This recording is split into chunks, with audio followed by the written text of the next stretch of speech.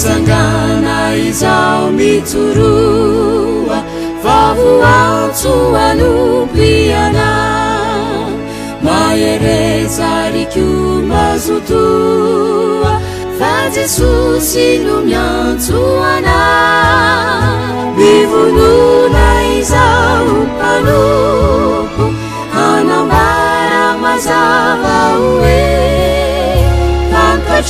fantatro zay loko de Jesosy lay mpamojiko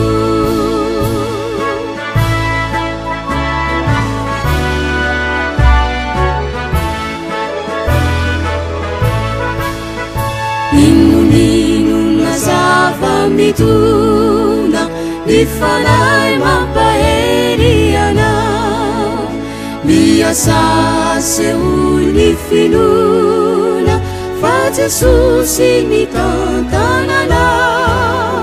mivonona izao mpanompo hanambara mazava hoe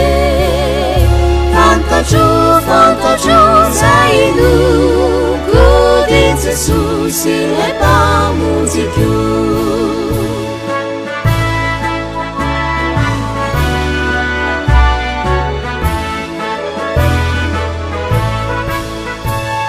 ianao ry mpifo mahereza fa Jesosy no efa nanava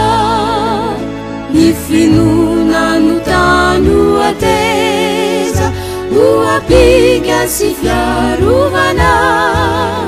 mivonona izao mpanompo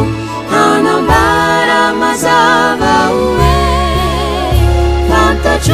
fantatro zay loko de Jesosy lay mpamojiko